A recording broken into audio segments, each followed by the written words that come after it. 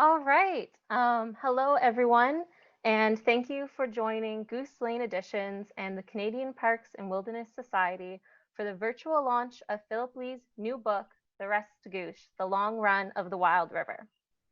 It is a canoe trip that spans decades of historical reflection, offering a unique perspective on the Restigouche, its impact on the people who live beside and along the river, and their impact on this natural phenomenon. So we are so happy to have all of you here today joining us virtually, hopefully very comfortable at home. So for tonight, we're going to open first with like a reading by our author, Phillip Lee.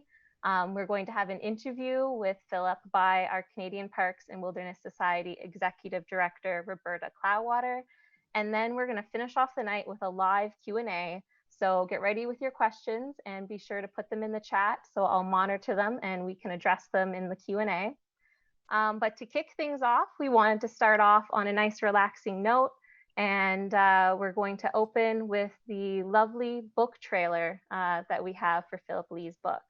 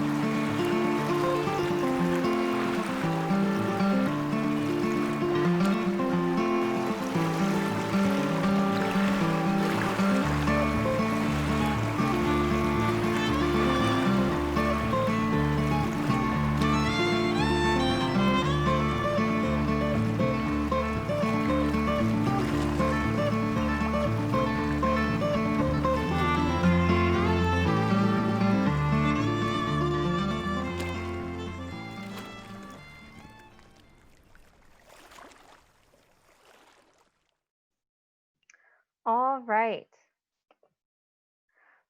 So that was the lovely book trailer. So I hope that you all enjoyed it. And now we're going to jump to a reading by the author. So please let me introduce to you Phillip Lee.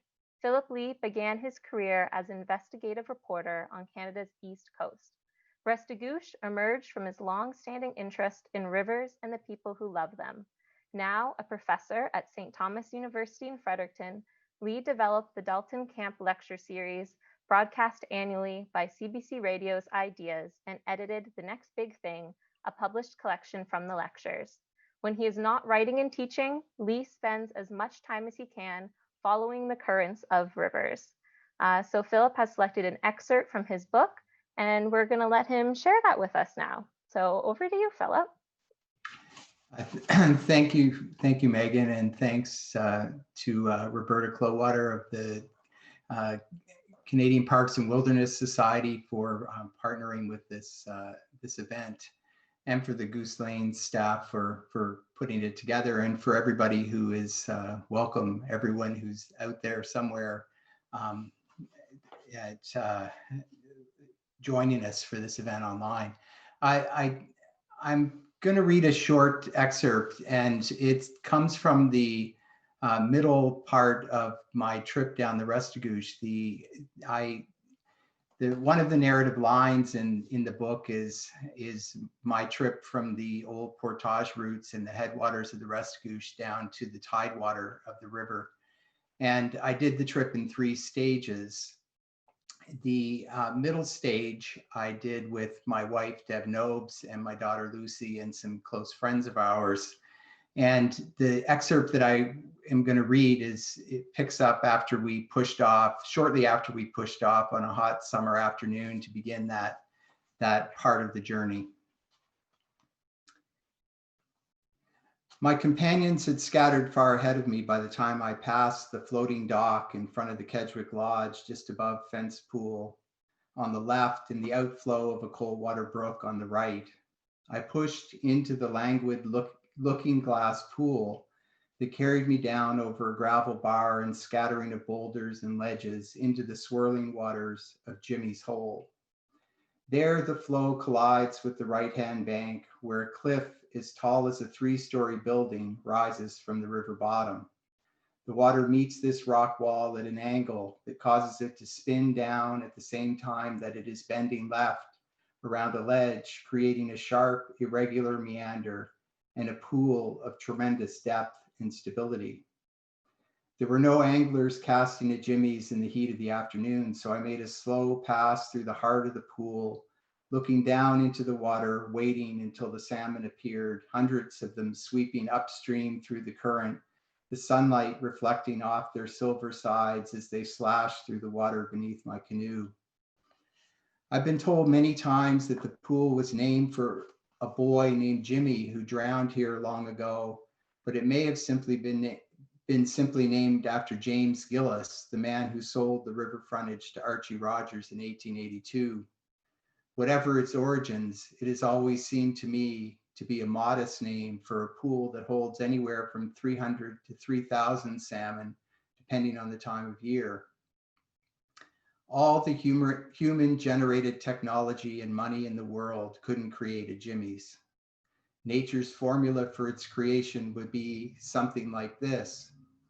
Push a glacier through a valley of ancient rock formations for a few thousand years, add a flow of water with the perfect temperature, velocity, and chemical composition that suits a species of fish with genetic coding that has evolved since the Devonian age, and wait 10,000 years. Then you might have a Jimmy's. By the time I dropped out of Jimmy's into Moffat's pool below the cliff, the other canoes in our party had disappeared around the bend, and Cody had moved up into his favorite position, lying on his stomach across the bow, staring down into the water, which is a precarious position for a little dog with a habit of falling overboard. That's why he wears a red life jacket with a looped handle on the top. I've retrieved him from the river enough times to suspect that this may be a game. I allow it as a concession to the tempestuous mind of a terrier. I took a few deep breaths to release the last of the worries of packing and organization I had carried with me to the river and turned all my attention to what lay ahead. I chose the left-hand channel where the river funnels into a heavy rip around a long gravel island, turned the nose of the canoe into the current line, felt the pull, and leaned into the steady push of the pole. I stayed close to the left shore until I passed the high bank at Cedar Ledge Pool, where I steered into the center of the river through a swirling pool that passes over a sheet of submerged rock called Flying Eddy. The river then divides around a grassy island, and I chose the left passage down into a grand sweep of a pool called Soldiers. There I allowed the canoe to drift in the downriver breeze into the faster water below. I had come to a stretch of water known as Chain, about 4 kilometers downstream from the mouth of the Kedgwick. The water I had just passed through and the pools in the valley that lay ahead are connected to 2 exclusive salmon angling lodges, Larry's Gulch, that is owned and operated by the New Brunswick government, and Downs Gulch, that belongs to the Irving family. All of the river frontage here is public land, but fishing is private, reserved for the exclusive use of the guests of the lodges.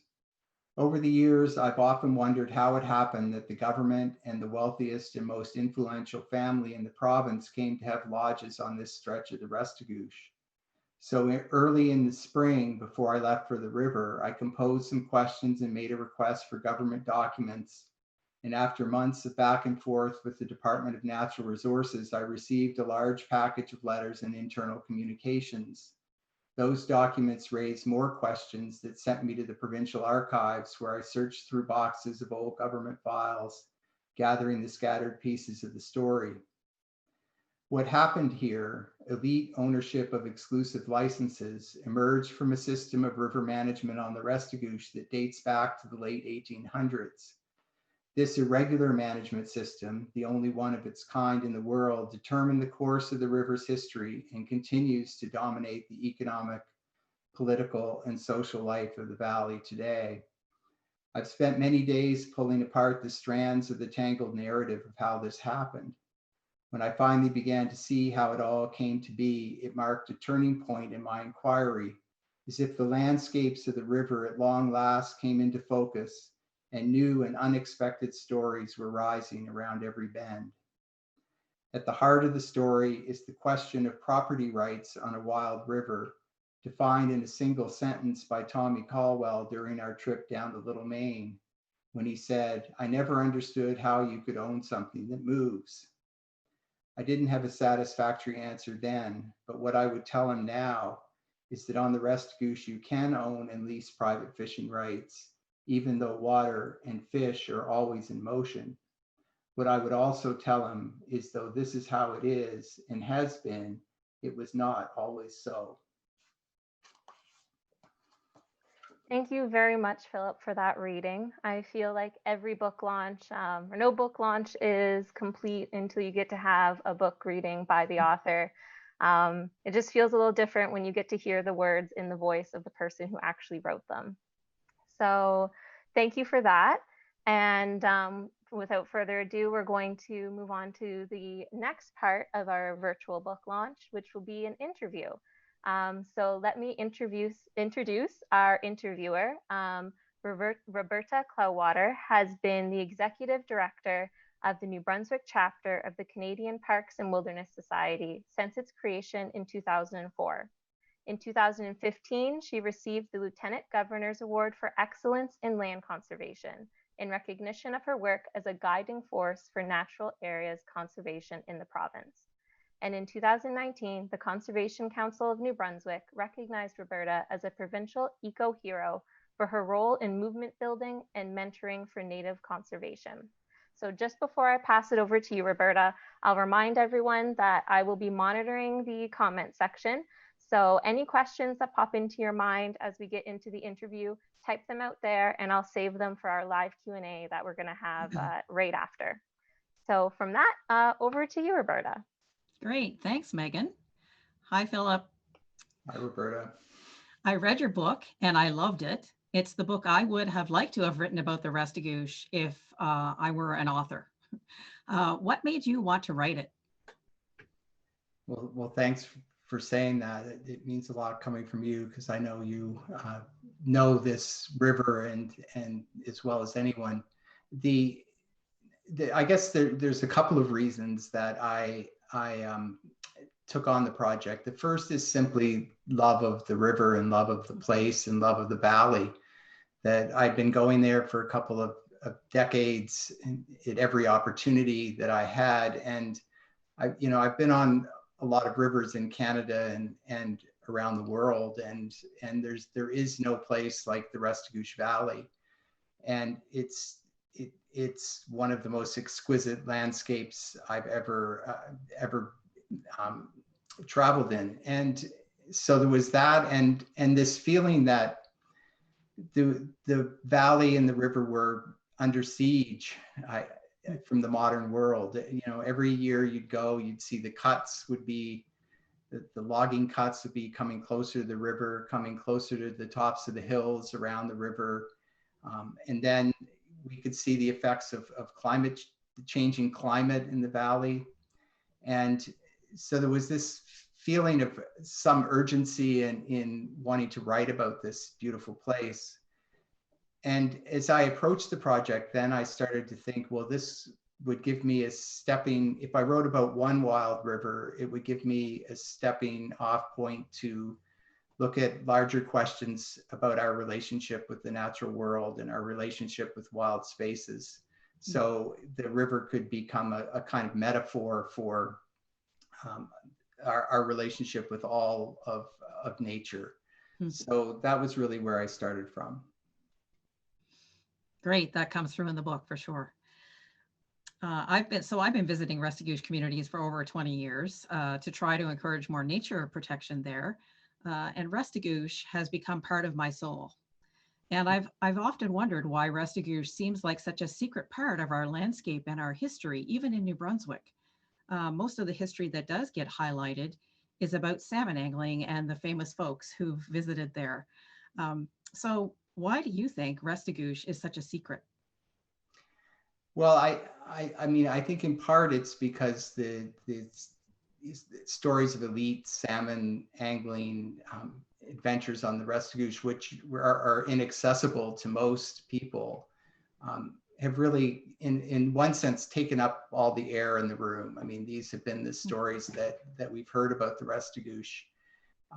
And one of the things that I wanted to do was to try to tell a larger narrative and other narratives, including the natural history of the river, but also the story of the first peoples of the river, the Mi'kmaq people, and also many people who have lived in the valley for generations and had important stories to tell as well.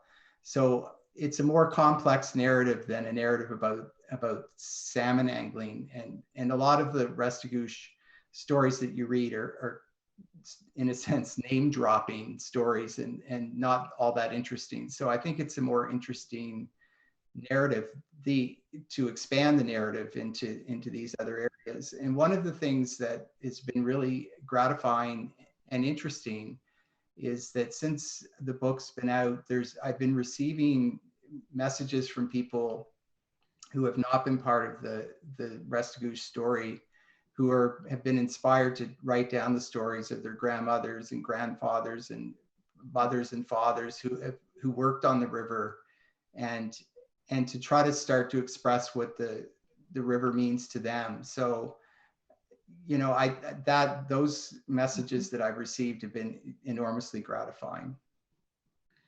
Yeah, that's exactly what comes across in the book as well. And in the book, you describe some of the conflicts among users on the river and in the valley, between locals and wealthy lodge owners and industrialists, settlers and indigenous communities, anglers and canoeists, all who love the river. Um, and you name names and don't shy away from the injustices and the inequities and the conflicting worldviews in the Restigouche and about the Restigouche. Where do you find the courage to put this in a book in New Brunswick and get it published? Well, yeah, I'm not sure it's courage. It's I think it's my journalistic inclinations that, you know, I'm a journalist at heart, and what I try to do is tell stories that are true. And when I went into this project, I wanted to be honest, and honest and true to the story, but also honest with myself. And one of the things that I found was that the more that I learned, the more that the story that I had thought to be true about the Restigouche started to fall apart. And the more I separated the strands of the narrative, in a sense, the more difficult it became for me to try to put it back together. So it certainly challenged I think for myself, it challenged the narrative that I had going into the project, and I needed to make sure I was being honest with myself when I wrote the book. But I do think that we should be talking about these inequities and injustices and calling them for what they are, because I think it's critical to the future of the river that we do so. And if we have a management system that's been operating for, you know, more than a century, and we say we can't even talk about whether that's the best management system possible, I think that we're not being honest with ourselves. I think there's other ways to manage the river and to protect the river, and that we should be looking at these and talking openly about it. And I think, and I would say this too, is I think there have been conflicts. I do think there are some hopeful signs, in my view, that these various communities are talking to each other in ways that they never did before. So there are some hopeful signs, I think, and encouraging signs. Yes, I agree. I think that there are a lot of people who are really interested in coming together and exploring what we have in common and figuring out how we can manage and protect and conserve the whole valley in ways that make sense for everybody and match lots of our worldviews. Yeah, and I think that, I mean, there's been extraordinary meetings between, for example, the Mi'kmaq and the salmon lodge owners, and a lot of this dialogue, I think, also is initiated and being by the Mi'kmaq communities. So they've been really stepping up to open dialogue as well, and also to try to highlight the injustices of the past, that you can't, you do have to acknowledge what's happened in the past so that you can move forward, I think. Mm-hmm. True. One of the things I noticed in the book was that you mentioned many times a term called river time. What is river time? Well, I think anyone who's been on a canoe run on any river knows that it's very hard to get to predict when you're going to end up where you intend to be at any given time. Your progress is determined by current flow and wind and water levels and all kinds of things. And one of the things that I notice when I take people to the river for the first time, they often strike out from where we push off, paddling hard, and they end up far ahead of me and end up waiting beside the bank till I get there, because I'm pretty quickly drop into watching for fish and birds and wildflowers on the bank, and taking pictures of tree roots and going with the flow. And there's something about letting yourself be carried by a river that is, it's a strange thing, but it makes you happy. There's happy, and it releases you from this connection to time and deadlines that we are so bound by in our lives. So river time is letting the river determine where you are at any given moment, and where you'll end up. And there's a lot of joy in that, and it's kind of a profound thing. Yeah. I wanted you to be able to describe it to people who haven't read the book yet, so that they would feel inspired to learn more about that feeling, and then be able to feel it themselves someday when they get to the Restigouche. Yeah, there's something about the pull of the current and giving yourself over to that is it does bring a lot of happiness and joy, and it connects you to nature in a profound way, I think, because you are being propelled by water, and it's a magical thing. And on the Restigouche, the water is so clear. I mean, the striking thing about the Restigouche is the absolute clarity of the water. Yes. So on sunny days, when you can see every stone on the bottom from bank to bank, and it's like my wife Deb says, it's like a magic carpet ride. There's nothing quite like it.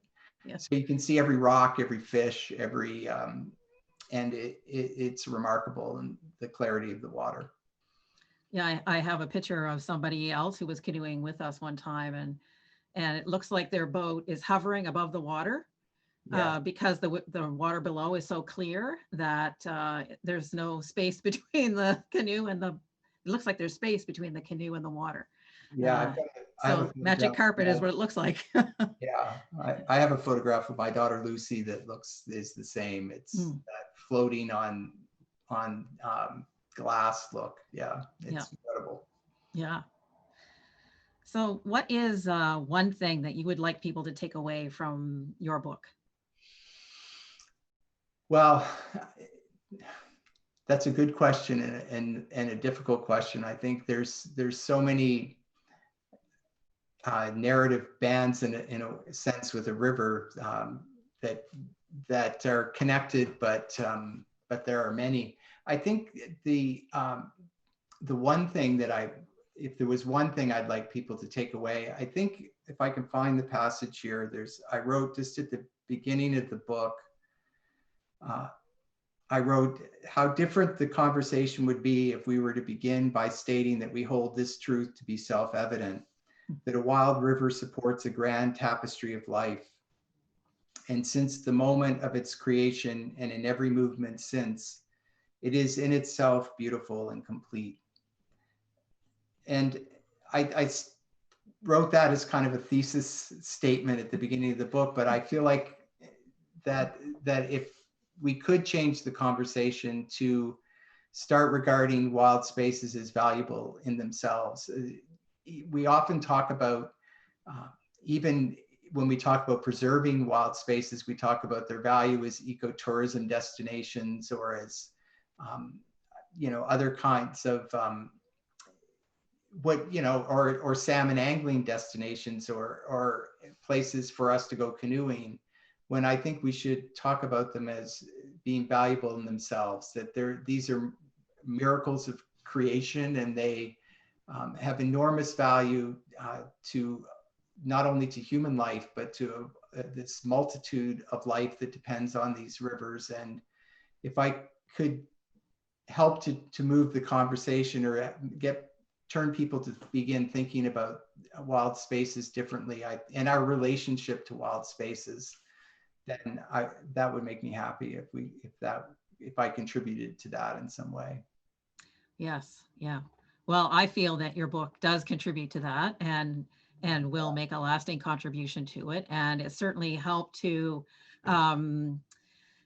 raise my energy related to getting more nature protected, and to be working on the Restigouche Wilderness Waterway with all the partners who are interested in the Restigouche and the indigenous nations who rightfully should be co-stewards or stewards of that area. So I'm excited by the opportunities provided by the book by you writing the book and having had all the conversations that you had to write that book, because you talked to all the people that needed to be highlighted as a part of this whole future discussion.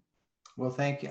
Thank you for that, and that's really encouraging. And one of the projects that I'm very excited about and encouraged about is the idea of the Restigouche Wilderness Waterway. For those who don't know, this is a proposal to create a new linear park that would take in the Restigouche and all of the tributaries. And the Canadian Parks and Wilderness Society and Roberta in particular have been working on that project for a long time, right? And I think that it would be a really big start to preserving the river if we could do that. And I really hope that that we find an orderly way to do that, and to do it soon. Yes. Okay. Megan, do we have questions from the viewers? Yes, we do. Thank you very much. Thanks for chatting with me on this one, Philip. I really appreciate that. Thank you. I enjoyed that very much. So our first question, I think both of you may have something to say about this, but we'll see. So our first question comes from Dino Kubek, and he says, the river has served or filled many roles through hundreds or thousands of years with many different peoples and industries. Most of the degradation that has occurred to North American rivers has happened in a very short period of time, since Europeans' arrival actually. What do you see as the most promising signs that rivers, in particular the Restigouche River, are going to be given more consideration when environmental issues are on the table? And I can repeat that if you guys want like the last bit repeated, or if you think you can run with it. I think I can run with that, and Roberta may want to wade in here too as well. I mean, that's a great question, and the framing of it is a great question, because one of the things that I tried to do in the book was to really try to express the events in the context of the long life of the river.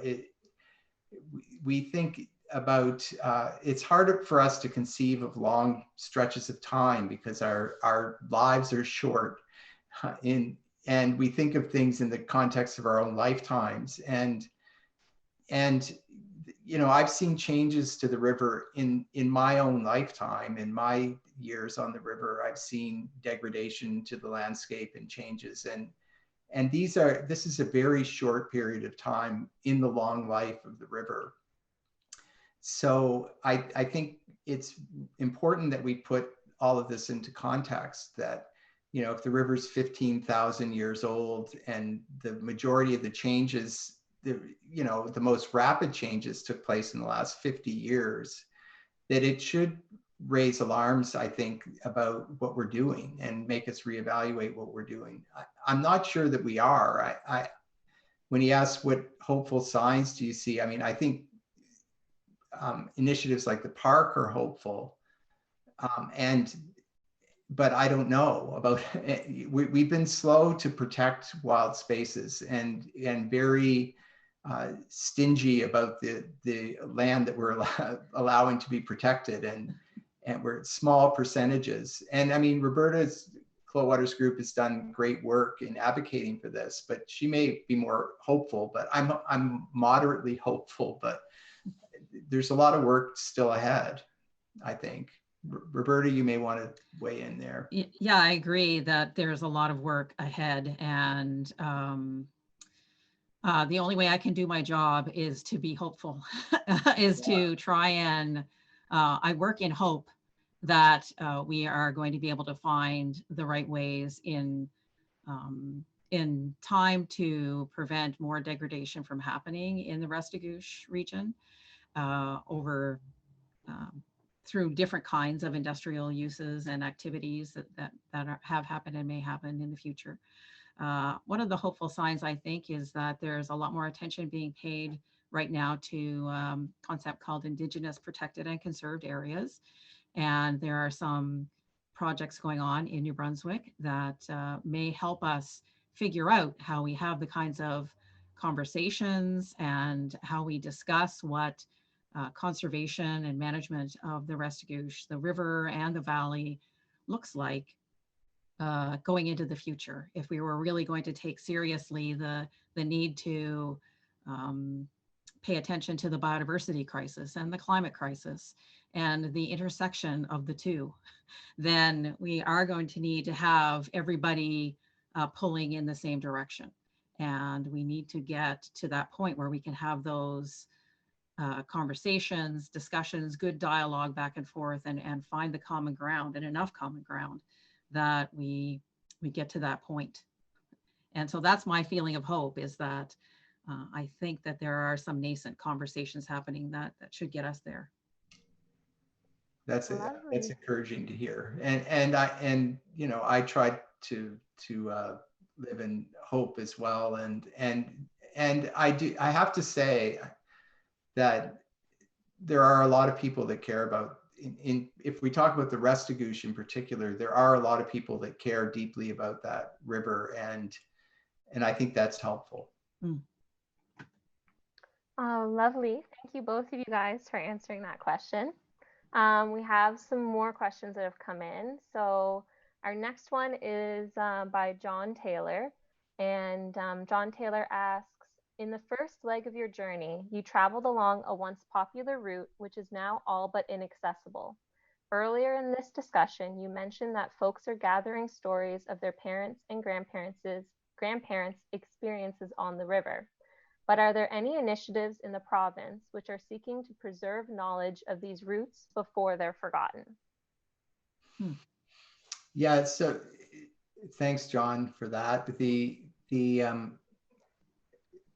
Where I started the trip was at a place called Wagansis Brook, which was at one time was the main connector between the Little Main Restigouche and the St. John River. So there's an overland travel there that I didn't do, but travelers would go up the St. John River and into Le Grand Riviere, and then overland into this swampy brook called Wagansis Brook, and that would take them to the Little Main Restigouche.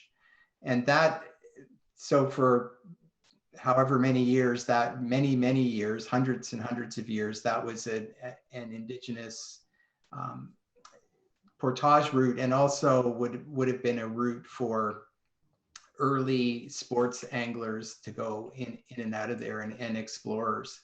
So there's a number of accounts of people going through there. And now that is part of the land around Waugansis Brook is part of the Irving Blackbrook property. So it's all gated and marked with no trespassing signs. So I had to get permission from the JD Irving Limited to get through their gate and be accompanied by a security guard down to get into Waugansis Brook in the beginning of the trip.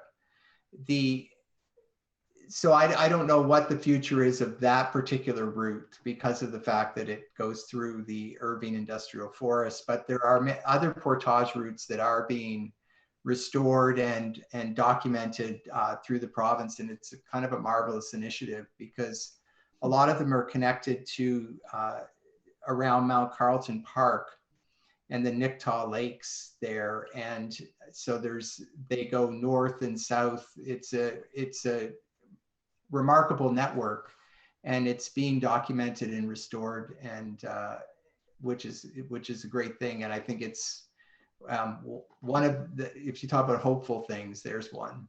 Mm-hmm. Yeah. Lovely. Okay, so our next question comes from Jacques Poratas. I'm sorry, I'm butchering names tonight, so I'm terribly sorry for it. But they say, "Hi, Philip. It's been more than 20 years since your previous river book, Home Pool. How have your views and your approach to a book project changed over that period, if they have at all?" Nice. Yeah, I think that's Jacques Poitras. Yeah. Thank you. Hi, Jacques. Yeah, that's it. Well, that's a really good question, and I think that so the book Home Pool that was done a couple of decades ago was a newspaper project that was turned into a book, and I think my views have changed just the way that your views change as you know more and grow older, and I had a lot of time to think about this story and to think about things over the years. Newspaper work is, talk about there's all kinds of expressions about, you're doing things fairly quickly. I think the biggest thing that changed for me was some of my views on private ownership and leasing of rivers and the exclusion of people that results from that. So my views have changed on that a fair bit over the years. But that's a good question, Jacques. Thanks. Lovely. And our next question comes from Barbara Leary. Barbara says, "Love the book, Phil. When you were researching and writing it, did you come across anything unexpected, anything that surprised you?" Hi, Barb. Thanks for the question. There were a lot of things that surprised me, and a lot of things that I didn't expect. I would say that the most challenging part of the book was to find a way to write about the story of the Mi'kmaq people in a way that was true and honest, and also not.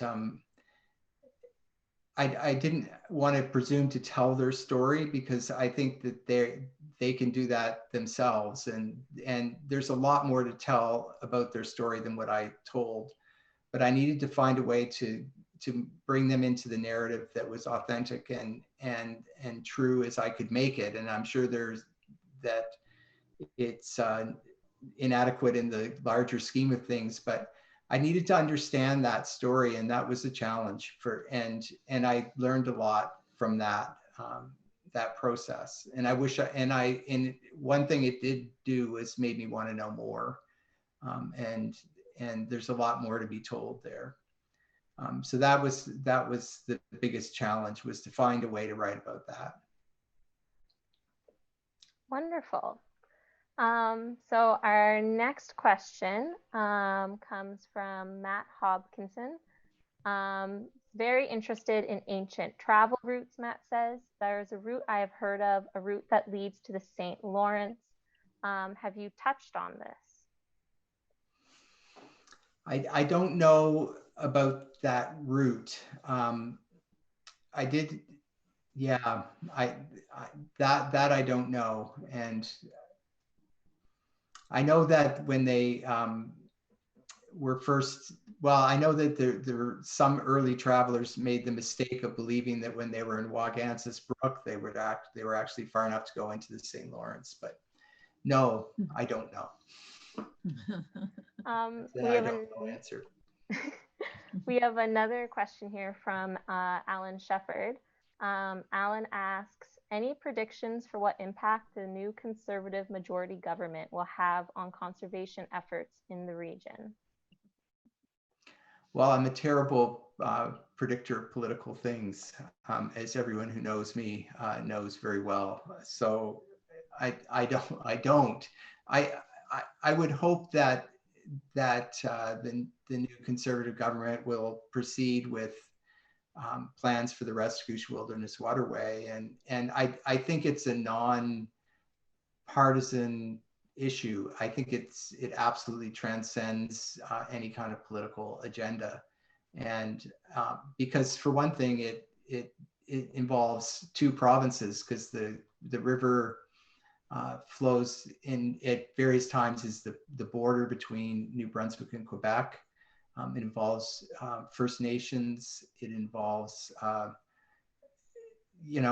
it's bigger than the new Conservative government. So I would hope that they would just let the process continue and unfold as it should. Roberta probably would have something to say. About maybe, I don't know. I think it's.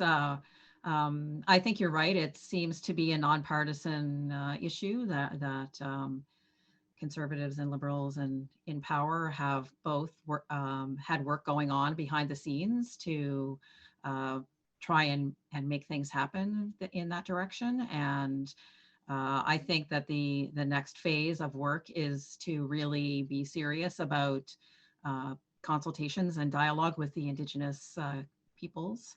And as far as I can tell, that is the intention, and that everybody understands that that's sort of the next way we have to do that's the next step in the phase of this big concept. And so I feel again hopeful that things are going to go in the right direction with the Restigouche, and that there's a lot of support out there for it, and a lot of support at various levels of government for it as well. Yeah. Lovely. And looking at the time, that's going to have to be our last question, because we have come to the end of tonight's event. So I want to thank everyone who joined us tonight. It was wonderful to have gathered here virtually together. And thank you, Philip and Roberta, for all of that lovely discussion. And for everyone watching who has not picked up a copy of the book yet, I will remind us all again that we've partnered with Westminster Books here in Fredericton.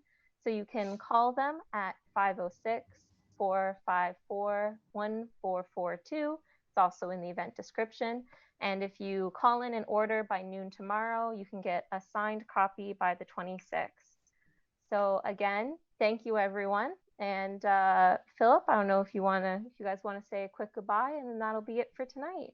Well, thanks, Megan, for doing such an excellent job of hosting, and thanks, Roberta. I enjoyed speaking with you very much, and look forward to the next conversation that we have. And I would mention just one other thing is the book trailer. I meant to mention off the top, it was edited by videographer, filmmaker Brendan Middleholtz. So I just wanted to mention Brendan and thank him for doing the book trailer. But thanks, Megan, and I enjoyed this very much. And thanks everyone who tuned in and asked questions. Thanks to you, Philip, and to Goose Lane, and to Megan and the whole team there for all the work you've done and it's been a joy partnering with you on this. Really happy we could make it happen. Thank you, everyone. This was very fabulous. Thanks. Thanks, everyone. Have a lovely night. Yeah.